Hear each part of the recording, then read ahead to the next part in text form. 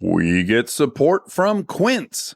So we've been talking about Quince a lot lately, and as we head into fall, it's the perfect time to reset your wardrobe with their amazing pieces. I think it's so fun to do when the seasons turn over to just spruce up your wardrobe with a couple specials, and Quince is the place. Totally. We're talking organic cotton, Mongolian cashmere, tailored chinos from just $60. Premium fit and quality you'd expect from a luxury brand designer. I love Quince. You know, I like it understated and subtle, and I like stuff that has high quality. And Quince checks all those boxes. I love a lot of stuff from Quince. Honestly, they have incredible premium denim, which is very important for fall. It's pretty much all I wear in the fall is denim. And Quince has such a good selection of quality denim. Their stuff is so versatile, timeless, and built to last that you just grab every single day without thinking. Right. And all of that for 50 to 80% less than similar brands. They go direct to ethical factories, cut out the middlemen, so you get all that quality without overpaying for it. We love that. And they do way more than clothes. They have bedding, cookware, bath essentials, travel must-haves, same deal, and great quality. Upgrade your everyday. Download the Quince app for app-exclusive offers or go to quince.com/Dax. Get free shipping on your order and 365-day returns. Now available in Canada and the UK too. That's QUINCE.com/Dax. We get support from Apple Gift Card. Back to school is here, and for many, that means some big life transitions. Whether they are heading into a new grade or setting up a dorm for the first time, you want to give them something that actually supports their growth and success. Apple Gift Card is a versatile solution because it takes the guesswork out of gifting. It's not just about a new pair of AirPods for focus. It's about giving them the invaluable chance to choose the digital tools and subscriptions that suit their unique journey. They can use it for productivity apps on the App Store, movie nights on Apple TV, or extra iCloud storage for all those new memories. With Apple Gift Card, it's so empowering to give the students their freedom to allocate their own resources. Celebrate their new academic chapter. Visit applegiftcard.apple.com to celebrate their milestones and gift one today. This episode is brought to you by the new Max original comedy series, Stuart Fails to Save the Universe. From the world and creators of The Big Bang Theory comes a new comedy series. Stuart Bloom, comic book store owner and lovable underdog, accidentally breaks a device built by Sheldon and Leonard and kicks off a full-blown multiverse Armageddon. Now, he's on a mission to put reality back together alongside his girlfriend Denise, a geologist named Bert, and physicist Barry Kripke. Along the way, they're running into alternate universe versions of characters you already know and love. Check out the new Max original comedy series, Stuart Fails to Save the Universe, now streaming exclusively on HBO Max with new episodes Thursday at 9 p.m. Eastern. Subscription required. Welcome to Armchair Anonymous. You did it. 2 in a row. Today, we're going to talk to people who responded to the prompt. Have you ever saved anyone's life? Yes, and we met some real heroes. Awesome people, yeah. And look, let's be honest, this is an episode about people nearly dying. So if that's something that's sensitive and triggering to you, this might not be the one for you. Also, no one dies in this episode. That's right. But if you have a kid, I can imagine if you're a new parent, one of the stories is just a little, maybe might be overwhelming to hear. But so those are my warnings. But you do a great job in these intros of making no one want to listen. I couldn't agree more. I'm like talking people out of listening.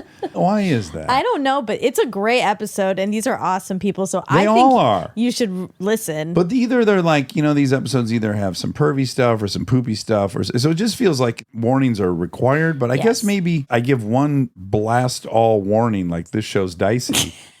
True. Would that work? Yeah, and it's okay to give warnings. It's just they're great. You should still listen. Yeah, they're fantastic. But also, don't listen if you're a person who loves anyone. And if you value human life, this one's not for you. No, you'll love it. Check in with us in a few weeks, because I don't even think you're going to like the next 2 episodes.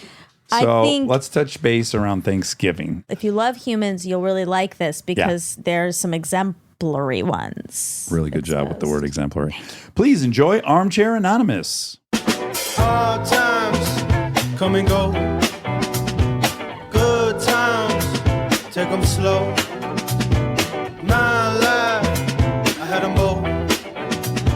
but one thing you gotta know, I'ma keep on shining. Hello. Hello. Well, hello there. You guys hear me okay? We hear you really well, but naturally, all we want to hear is you tickle that six string behind you. That's right. Yeah, that's my curated background. Oh. So you saved someone's life, maybe multiple lives we don't know yet. You know, there could be lives I've saved that I don't know about, too. That's right.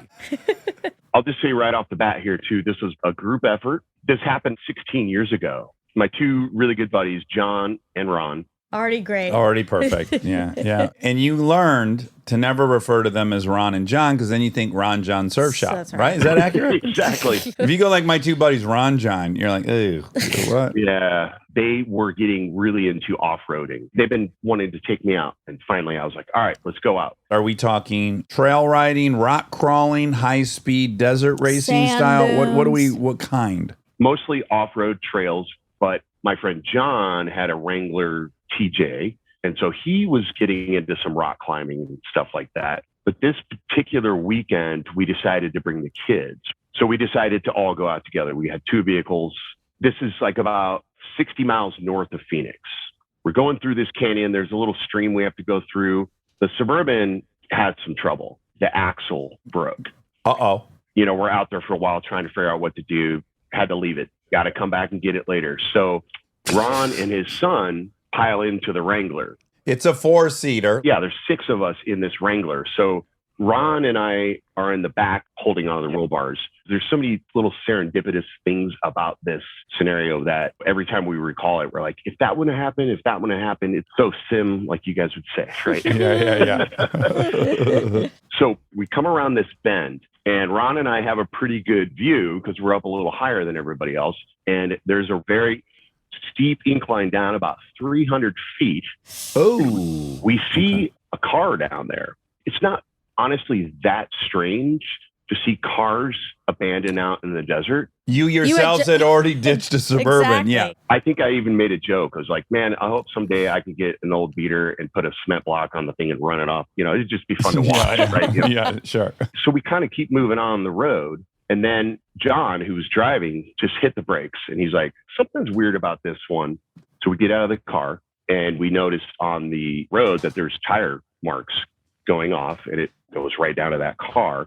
And we're also noticing it's very shiny. It hasn't been out there long. We decide we're going to go check it out. However, it's 300 feet down. I got my little 8-year-old with me. My buddy Ron was the one that was like, I got this. He starts scaling down this 300-foot thing. About halfway down, he's like, here's a purse.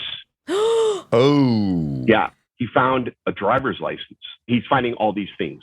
Yeah. The car rolled down that hill and shit was flying all out of it. Was the car upside down? It actually was on its wheels, but the grill was facing us. Okay. As he's getting closer, he says, there's a body. Oh. And he has the ID. So he starts calling out the name that he's reading on the ID to the body. And all of a sudden, she opens her eyes. Oh. He's like, she's alive. She's alive. She's alive. You know, this is back in 2006. My friends who are super smart, they have a GPS device. John, he was just like, log the coordinates. Boom, boom, boom, boom. We had cell phones, but we couldn't get signal. We yelled down to Ron, we're going to drive down the road and try to get signal and call the authorities and get some water. The girls are getting a little freaked out too at this point. Yeah, you're managing the kids. Ugh. Yeah, we did find a house. The guy was luckily home. He let us use the phone, gave us a case of water. We called 911. We gave him the coordinates. So we go back and John decides to stuff as many water bottles as he can in his pants and pockets and scale down. Very, very shortly after that, the helicopter shows up. But this is really rough territory, so they can't really land. Right. During that time, the EMTs show up. They all scale down the thing. Then they use the jaws of life Ooh. to get her out. This is where it gets kind of gnarly because I didn't know a lot of these details until a little bit later because I'm up top and I can't really communicate with the guys down there. So she was pinned. By the way, it was a Toyota Sienna minivan. So if you ever really want to save car. Peculiar off-road vehicle to be out on the trails with. Exactly. She was pinned between the driver's seat and the driver door. And she was on the side and her arm was hanging out the window. Oh my God. She had maggots on her face. No. Oh my God. How long had she been there? So the top of the minivan was dented in, and it was filled with water. And the sheriff said it has not rained out here for 3 days. No. I cannot believe she was alive. I know. She was pinned in this position. Maggots. Oh. Yeah, which honestly could have helped her. Sure. Infection, I don't know. Maybe they took care of it. But then they used the jaws of life on the other side of the car because the driver's side was pinned by a boulder. They did get her out. They strapped her to the board. And then there was like 6 or 7 of them. They carried her up the hill. Wow. Then they got her into the helicopter and took her away. The sheriff did say that there was a missing person report on her that was filed 4 days prior. Oh my God. Did anyone go see her in the hospital? Did she ever get your name? Did you guys get flowers or chocolate? No, we did try to follow up because we had this kind of weird feeling of connection. Of course, yeah. Especially Ron, who was the first one down there. He was with her for about 2 hours down there. We did find out what hospital she went to, and we tried to call to see if we could visit, and the husband shut us down hard. He was like, What? Stay out of it. Don't ever call us again. Kind of slammed the phone. Wait. Well, I can read between those lines. What, you can? Yeah, he was abusing her. She took off to get away from him. Then she's out in some bizarre location hiding-ish from him. And then this happens. Now he's weirdly responsible. You don't want anyone. What would be the, like, I know. someone saves my wife and they call him like, bro, steak dinners for life. Get down here. Let's get some photographs with the princess. That's what we thought. I mean, we were just so worried for her. Yeah. Yeah. Listen, if you went off of a cliff in Arizona in 2006 and were there for 3 days at the bottom of the ravine and were rescued by people you don't know, contact us. You know, that was 16 years ago, so it was like 3 strapping young lads. Really gorgeous guys.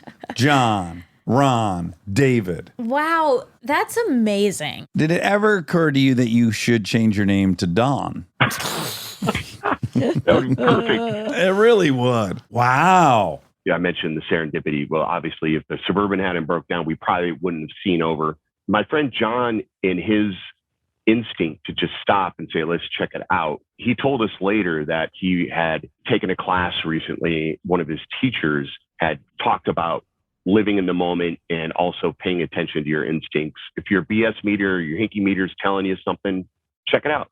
You've introduced us. I'm going to use it. Hinky meter. Hinky meter. Yeah. I really like this. Do you know the origin of hinky meter? I was introduced to it through, I listened to a lot of like skeptic podcasts and stuff like that. The hinky meter is like when just something doesn't seem right. If your hinky meter goes up, then you should look into it. But that experience really changed all of us because John could have just kept driving. And she was out there for 3 days. So guess what? Everybody else just kept driving too. Yeah. Well, or they didn't see, again, like you said, you being higher up. They didn't see it. Allowed you guys to see. Oof. Wow. After that was all done, we just drove out and went to Denny's. Got some grand Sounds slams. about right. And we were just so quiet the whole time. We're like, wow. I'm sure your kids will remember that whole experience for the rest of their lives. That's about as exciting as it gets. Absolutely. No, we've talked about it many times. They just saw it as like a really amazing experience. They didn't get too scarred by it. It wasn't super traumatic for them. I'm just now remembering, this has nothing to do with your story, but the first dead body I ever saw in real life was in Arizona. Really? Yeah. I went with my buddy Trevor and his dad. His grandparents' car needed driving back from a retirement community outside of Phoenix. We flew there and got in this Oldsmobile and drove it home. But before that, we went out to eat a couple times. We're hanging in the retirement community. Big traffic jam in the middle of a pretty desolate road. Finally get up there, police, the whole 9 yards. There's a body in the ground, and they're just putting the blanket over it. They've just decided that's a wrap on trying to resuscitate. I was probably 8 or 9. So yeah, very indelible memory. Can see it quite clearly. Yeah. Well, David, that was a harrowing story, Yeah. and I'm glad, boy, you So pray glad if you you're were in a there. pickle like that, people just take the time. Good for you. And Ron and John. Yeah, but Ron. Ron's the guy. You tell Ron we tip our hats to him. Also, Suburban's a great vehicle. I hope he didn't give up on it. Yeah. They did go retrieve it from the desert a couple days later. That's a whole other story. Sure. Well, David, great meeting you. Thanks for Yes. telling us that story. Appreciate it. Really nice to meet you guys. Thank you so much. All right. Take care, brother. Bye. Hello. Hi. Hi. You're in the medical field? I am a nurse at Boulder Medical Center. I work at the OBGYN clinic. That's in Colorado? Yeah, it's in Boulder, Colorado. Are we allowed to use your real name? Yeah, I go by Liv, though. Okay, so Liv, what happened? All right, so I was a senior in high school. I was going to Chelsea High School, which Dax, you probably know where Chelsea is. It's outside of Ann Arbor, Michigan. Oh, you're a Michigander. I'm a Michigander through and through. I could tell you had elevated character and spirit. Oh, I just couldn't put my finger on what it was from, but now I know. So yeah, I was a senior in high school, and my cousin from Austria was visiting at the time. She was a couple of years younger than me. And my cousin and my mom and I decided to go to Grand Haven for the day, to go to Lake Michigan, and we planned to go paddleboarding. But of course, we get there, and it was just one of those days where the waves were insane. It was super windy. My mom is the best person ever, and she's also super young at heart. So we just butt heads all the time. We get in this big argument because she is determined to use the paddleboard as a surfboard. Oh, wow. This is going the opposite way. I thought she was yelling at you to stay out of the water, and you're like, no. Totally opposite direction. Okay, great. Little role reversal. She was like, I'm going to use this as a surfboard. And I was like, that's dangerous. It's not going to work. Like, why would you even try? But of course, me telling her that she can't do it means she's got to do it. Yeah. Oh, wow. No choice. You left her no choice, Liv. Mm-hmm. So she gets out of the water, and my cousin and I go out beyond her. We're trying to swim in these waves, but it's kind of miserable. My cousin and I were maybe 10, 15 yards in front of my mom.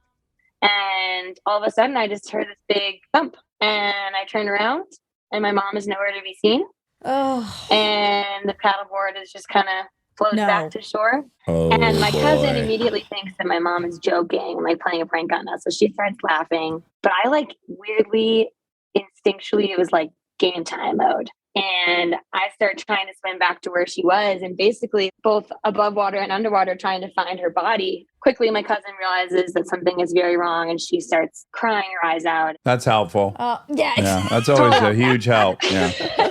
Yeah. The two of us find her body, and we like lift her up. We're trying to hold her up out of the waves. Is she underwater or is she floating on top of the water? No, she was totally underwater. Oh, wow. My Yeah, God. and we lift her up, and her eyes were rolled in the back of her head, and she was bleeding from her forehead, totally unconscious. Because the waves are so huge, and an adult limp body is so heavy, my cousin and I were struggling to kind of try to keep her above water. So I start screaming, "We need help! We need help!" And it's like that psychology term, where there's so many people that no one does anything. Yeah. Yeah. It felt like all these people on the beach were just like, what an interesting thing to be spectating. So finally, this middle-aged woman comes, and the three of us are still struggling to like carry my mom's body to shore. So I start yelling, "We need a man! We need a man!" Sure. Yeah. This guy comes, and the four of us all get my mom's body under shore, and all of a sudden she coughs up water, comes to. She has no idea where she is, why she's in Grand Haven, what day of the week it is, anything. To this day, she doesn't remember any of this. Wow. But clearly she hit her head on the board. Yep. So what happened was she was trying to carry the board across her body, like long ways across her. Parallel to the Horizontal. waves. Yes, exactly. So she had her arm over the board, and a big wave came and boom, knocked her in her forehead and knocked her unconscious. Whoa. So this is a PSA. Don't use a paddleboard as a surfboard. Well, there's a lot of things to glean from this. And if you're carrying either device, let's do perpendicular to the waves so you don't have all that surface area. Exactly. And also how lucky that it made a loud enough noise that it got your Yes. attention. I think about it all the time. If I would have been on the beach, I'm sure I wouldn't have been paying attention, and my mom would have just, it's really terrifying to think, because there was really nobody else in the water. Right. Oh my God. She finally came to, and then luckily, the Grand Haven beach is like 2 seconds from the hospital in Grand Haven. So we had the beach ambulance come and pick my mom up and take her to the hospital. And then again, the crazy thing with the whole crowd effect, it was me and my cousin. We had 2 paddle boards, we had coolers, like all this beach stuff. And the 2 of us had to lug it back to our cars, and not a single person asked us, "Hey, is mom okay? Like, do you Oh need my help?" God. They must have all been visiting from Illinois. I think they were all from Illinois on Chicagoans. vacation. Yes, has to be the only explanation. Oh. People behave very weird in crisis. And the whole aspect of being in a crowd where it's like, well, someone here is more qualified to deal with this than me, and they'll present themselves opposite of me on an airplane, basically. I've had that happen to me on the airplane a few times where they're like, I need medical professionals over, and I'm terrified because, to be honest, unless you're having a baby, I really can't help you. You might do a makeshift tourniquet. I'm sure you could do. I mean, look, there's about 9 things I think I could do. Yes. Probably maybe 6 of them I really should probably could. have some of your confidence. That's so scary, especially when it's your mom. Yeah. And so she was just feeling awful the whole time because she felt like it was her fault because she wasn't listening. She had like a really bad concussion and a couple black eyes, and it was pretty brutal. But the crazy thing was I had so much adrenaline from the experience, and you're all kind of almost making light of it and laughing at the situation because it was just so scary. I went to bed that night. My mom had to stay the night in the hospital, but as soon as I closed my eyes to fall asleep, the whole day, the whole event replayed right away in my head. And I sat up in bed and was like crying uncontrollably because it was like I hadn't actually processed what happened. Your body finally determined you are out Safe. of danger enough to experience it. So to this day, I have a pretty hard time with big waves in general, which is sad because Lake Michigan is awesome in any condition. But now whenever my mom disagrees with me, I say, I'm not saving your life twice. Yeah, you have a trump card for life. Yeah, really nice trump card. Mm-hmm. Oh my gosh. Well, good for you. Yeah, for being incredible, so aware and Liv. alert. You're a hero. And then you went on to get into more heroing. Speaking of, you've got some Armcherries in this office. Shout out to Dr. Hemmings, Dr. Aber. They were in shock that I was about to come talk to you right now. So you've got some fans. That makes me so happy. I was in Michigan seeing a friend in the hospital. I just felt like, wow, this is so flattering. Most of the nurses are into the show. The person who introduced me to you guys was my sister, who is also a nurse. Oh, Aw. really? And are either of you Munchausen by proxying your children? Neither of us have children yet. So Okay, well, keep us updated. Yeah. That seems to don't be the- rule it out. Yeah. Okay. Very high percentage of Munchausen by proxy's mothers were nurses. And Armcherries. And Armcherries, yeah. Well, Liv, so nice to meet you. Yes. Thanks for telling us that story. Yeah, likewise. This was awesome. Well, we adore you and we appreciate you. And Aw. please tell all your coworkers we say hi and we appreciate them. I'll pass it along. Bye, guys. Bye.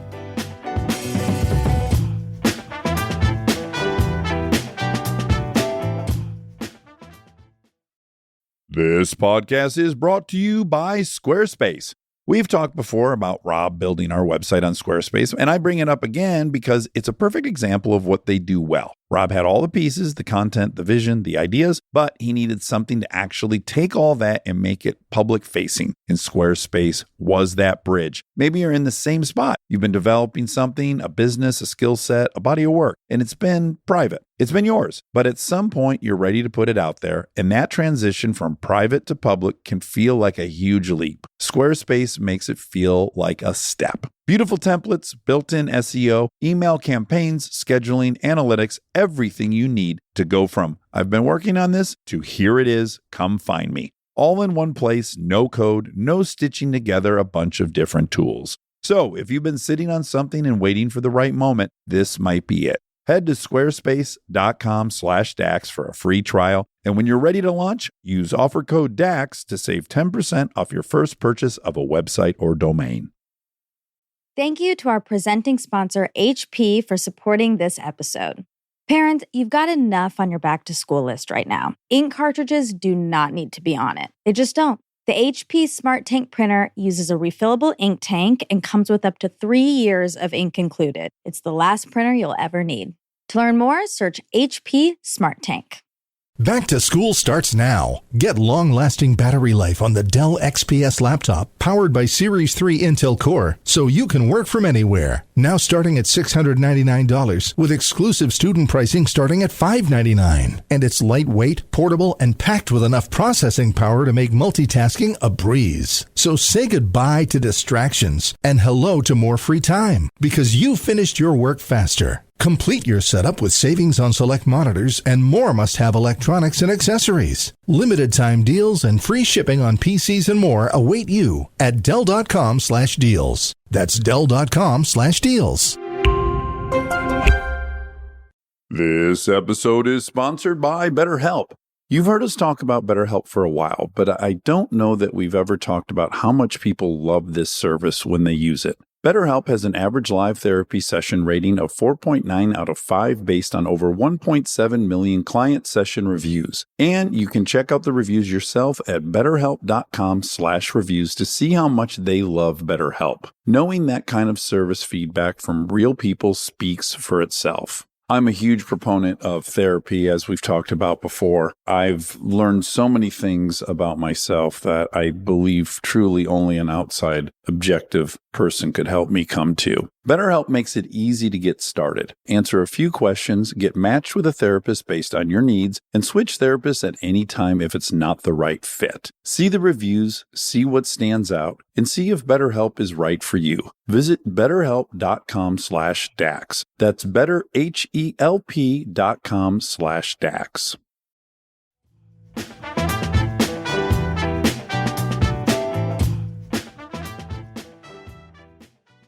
Hello. You guys hear me?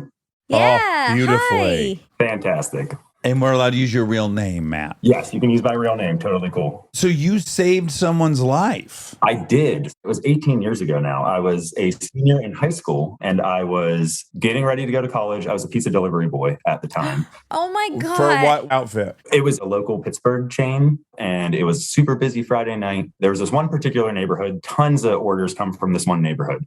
And as you leave this neighborhood, you're kind of facing the next subdivision in front of you. And there's like a row of houses. There's one house in particular, like driveways, like straight with the street, straight ahead of you. So I'm like sitting there waiting to turn. It's probably like 7:00. It was like kind of getting dark, but not super dark yet. But I remember the sun was kind of setting behind this house, right? So the front of the house was a little darker. And I noticed the garage doors looked like there were lights on in the garage and just didn't really think anything. Go back to the pizza shop, get some more orders. And multiple times I'm coming in and out of the subdivision over like the next 2 hours. And every time I kind of glance at this house for whatever reason, it's getting darker, sun's setting. And it's very clear that there's lights on in the garage, like look like red lights. Like I'm like, I guess maybe someone left their car on. So eventually night slows down. I pull into the driveway. I'm like, I'm just going to stop because it was bugging me. So I pull in the driveway, go up to the garage door. I'm looking in the windows and they have like contact paper on the windows. So you can't really see in, but you can kind of see like in the perimeter. I glance and I'm like, oh yeah, you can see like the taillights are on in this car. So I go up and I'm like, well, that's going to suck. Like their car's going to be dead in the morning. Won't go to work. Let me go knock on the door. House is all lit up. Looks like people are home. So I go and knock on the door and nothing. Ringing the doorbell. I'm hearing the doorbell. Nothing. Starting to get like a little anxious about it. Seems weird. So I start pounding on the door and eventually this woman opens the window. It's like a split level house and looks out and she's like, I didn't order a pizza. Oh, right. Because you're in the garb. I was like, I'm sorry. I'm thinking I woke her up. And I'm like, I think your car lights are on in your car. And she's like, oh, okay. Thank you so much. Get in the car and drive away. Go back to the pizza shop. I think like an hour or so passes and she calls and the manager's like, calm down on the phone with this woman. And he's like, this lady needs to talk to you. Like she's yelling about talking to the driver. So he hands the phone to me and she's hysterical. I think it was like 9:30 at this point. I think I'd stopped around maybe 9 p.m. She'd come home right before the lottery. The Pennsylvania lottery came on with lottery tickets. So she pulls in the garage, gets out of the car, runs up to like turn on the lottery numbers and hits the garage door to close it behind her and left the car running and didn't even realize it. So she's upstairs watching the lottery, doing her thing. Car's running downstairs in the garage. Her husband got delayed on a business trip and was not coming home that day. And their daughter was staying at a friend's house. And she was sitting at her dining room table, like next to the sliding glass door with it open a little bit. And I guess passing out when I was pounding on the door and kind of startled her awake. This is not a detached garage. No, it's inside the basement. Oh, okay. She's upstairs. Oh. It's all integrated in the house. Oh my gosh. And she, I guess, went down, realized what's happening, freaks out, ran out of the house, called 911.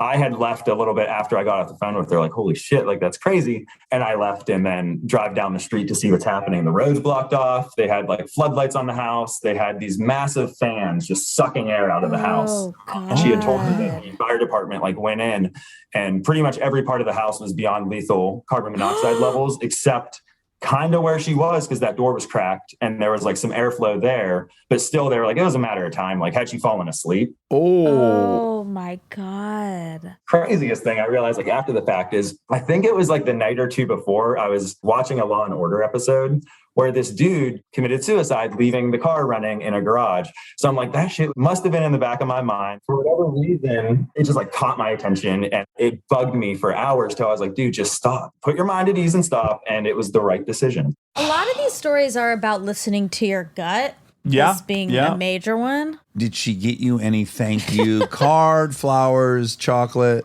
I have the card. I actually found the card. Oh my gosh. And she paid for my college textbooks, would send me random gas cards because I commuted to school. She knew I commuted to school. Oh, good. Will you hold up that card? God knew what I needed most, and he called on your kind heart. And then really quick, let me see the painting above it. A can for watering flowers. So in this metaphor, you are the can of waters, and she was... I guess she's the flowers to keep growing. Okay, good. Beautiful. Inside, she said, Matt, I don't know how to repay you for your blessed act. Thank you very much.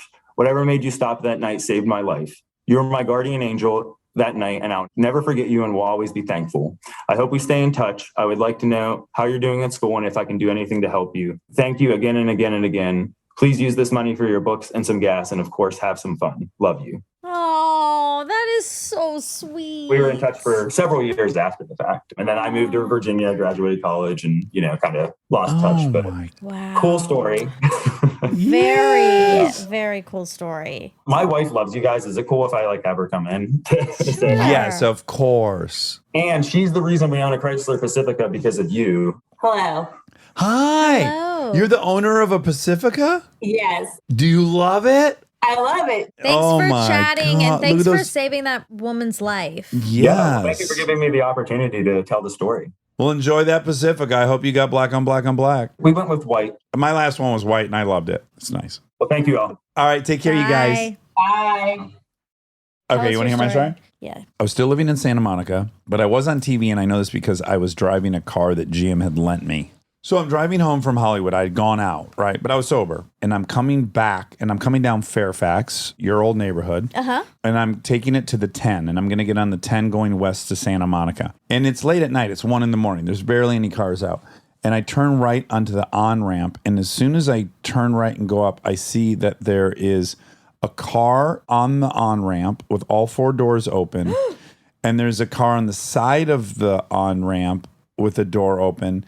And there's 6 guys beating this guy in the middle of the road. They don't give a fuck. It's in the dead middle of the road. The guy's laying in the middle of the on-ramp. And there's 6 guys kicking him. And right as I pulled up kind of close enough to see everything, I saw a guy, he jumped on this dude's head. And I was like, oh my God, they're fucking killing this guy right here.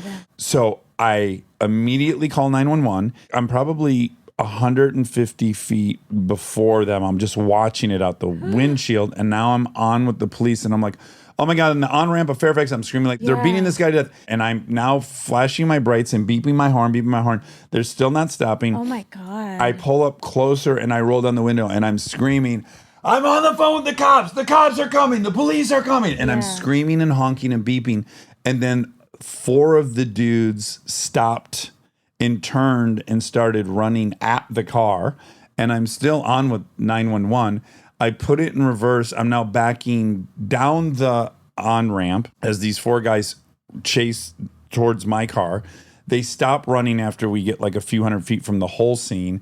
I put it back in drive. I'm still screaming out the window, cops are coming. 911's asking me to describe the people.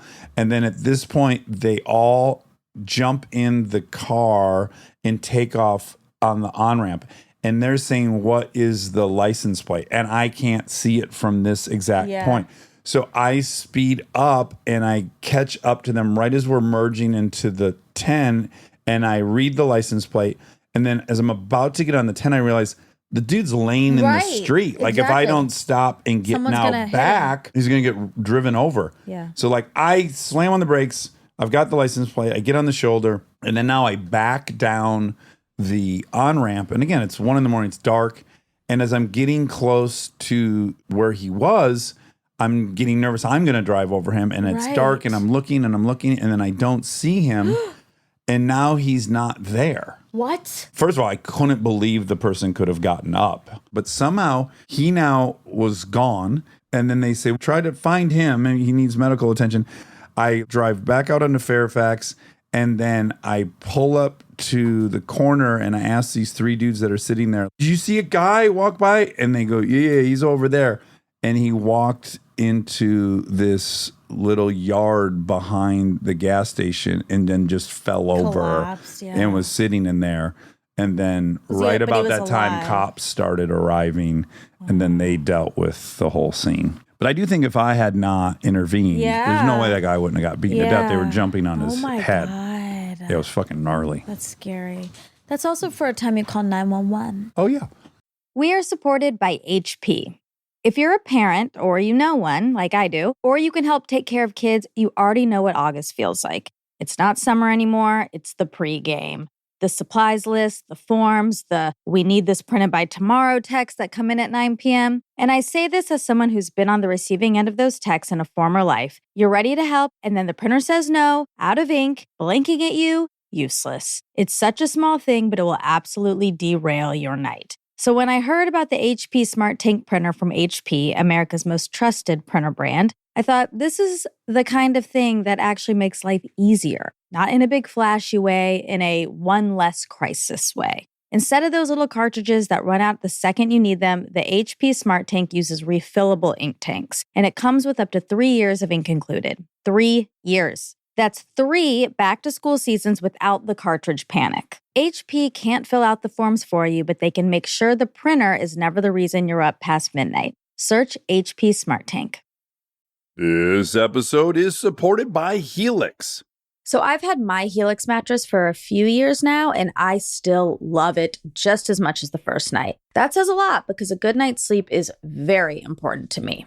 Sleep is everything. And what's great about Helix is that it's not a guessing game with finding the right mattress because they have over 20 models, so you can find the one that actually fits how you sleep. And with that summer heat upon us, Helix has cooling upgrades that can get you the best rest even on hot nights. I have a Helix Midnight Luxe mattress. I really like the level of firmness it has, but that might not be right for you. They have so many options, and you just go take the quiz, and it is perfectly matched for your needs, which is incredible. I also highly, highly recommend the cooling upgrade, especially in the summer. It makes your sleep so much better. If you're still tossing and turning on a mattress that's not working for you, just trust us on this one. Go to helixsleep.com/armchair for 20% off site-wide. That's helixsleep.com/armchair for 20% off site-wide. helixsleep.com/armchair.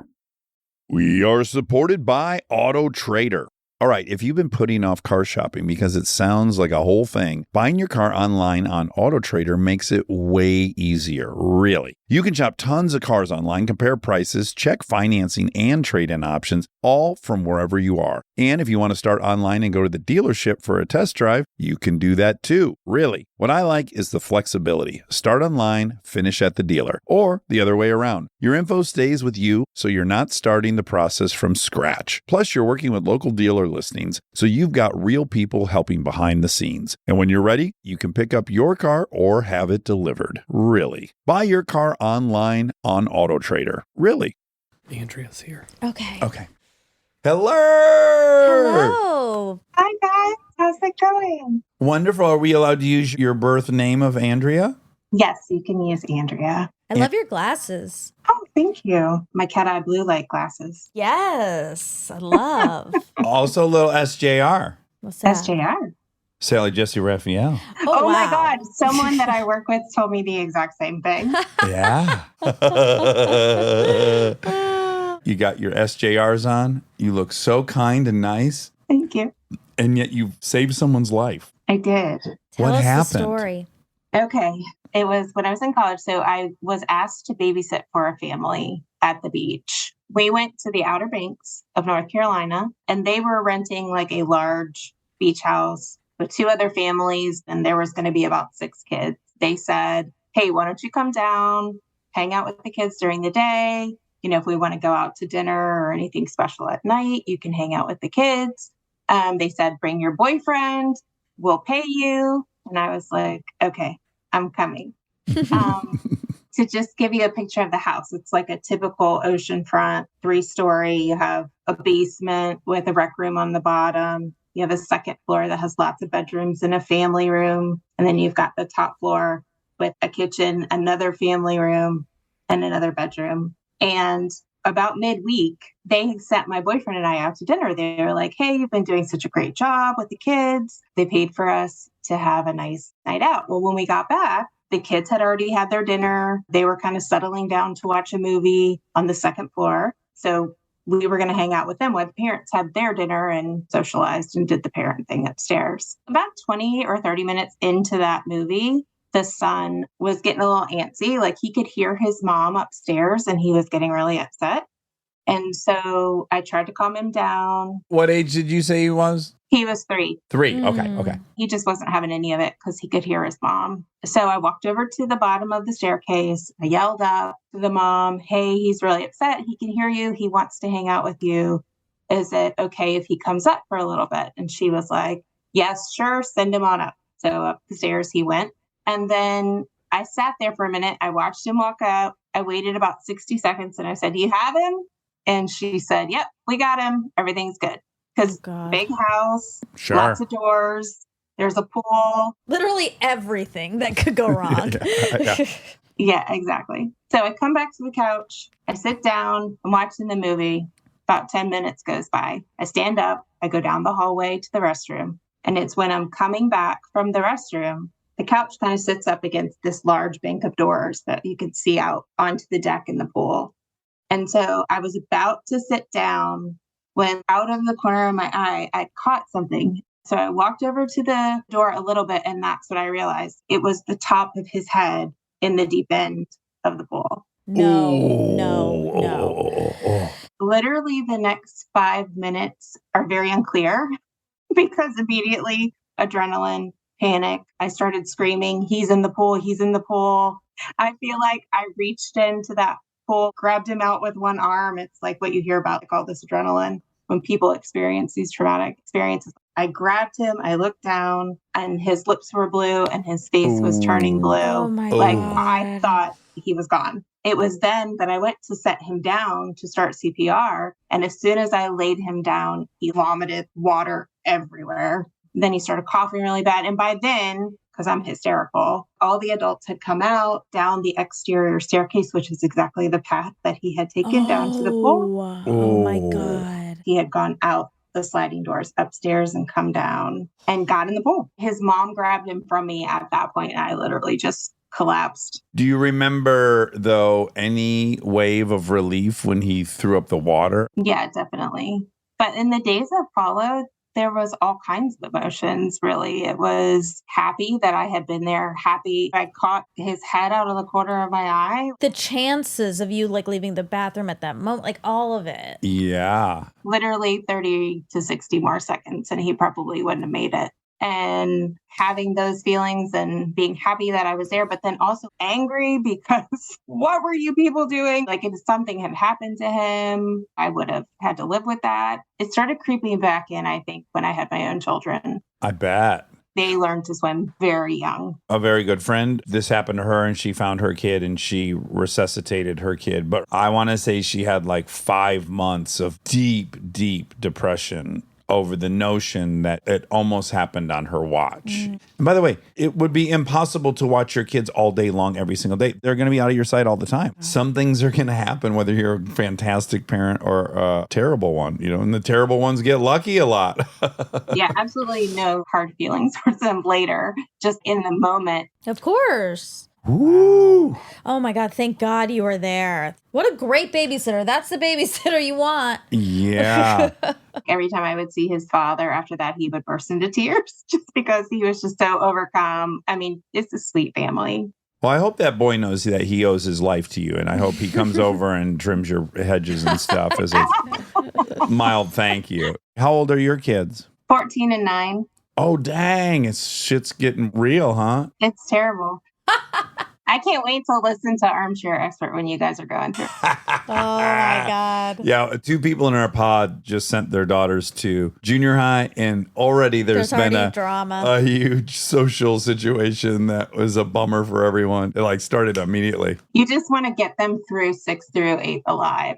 I think I'm the only person I know who loved junior high. I also really liked Yeah. it, but that's what I remember. And then when I hear the pod story, I was like, yeah, there is a bunch of shit that goes on that's tough. It's just tough, but it makes you stronger if you get through it. Well, good luck to you, Andrea. Thank you. They'll return to normal, I'm told, soon. Yeah, well, hopefully they do. Thank you guys so much. Well, thank you so much for sharing it. And it was so nice to meet you. You too. Thanks, guys. Okay, bye-bye. Bye. That was intense. That was intense. I guess we should have foreseen that would be the case when you have a prompt of tell us about a time you saved someone's life. I mean, it made me love people. Yeah, and maybe even hope that we're as good as those people. I'm scared I'm not. Yeah, I can tell. Well, you just said it. I went to the bathroom and made a coffee, and you were saying I'm afraid I couldn't swim good enough to rescue someone. Yeah, I'm scared But you of that. could. You absolutely would. Those were incredible. We just met a handful of heroes. I know. We're lucky. We're lucky. I hope they're around if we ever get into a mix-up. Me too. I love you. Oh. Do you want to sing a tune or something? We don't have a theme song. Oh. Okay, great. We don't have a theme song for this new show, so here I go, go, go. We're gonna ask some random questions, and with the help of Armcherries, we'll get some suggestions. On the fly rhyme dish, on the fly rhyme dish, enjoy. We are supported by Allstate. Checking Allstate first could save you hundreds on car insurance. Not checking what the warning light means before pulling out of your driveway, you absolutely convinced yourself it was probably just a sensor thing right up until you were standing on the side of the road waiting for a tow. Yeah, checking first is the right move. So check Allstate first for an auto quote. It could save you hundreds. And for fast, reliable help when you need it, add an Allstate roadside plan today. You're in good hands with Allstate. Potential savings vary. Insurance and roadside assistance plans are subject to terms, conditions, and availability. Insurance provided by Allstate North American Insurance Company, Northbrook, Illinois. Roadside assistance plans provided by Allstate Motor Club, Incorporated, an Allstate affiliate.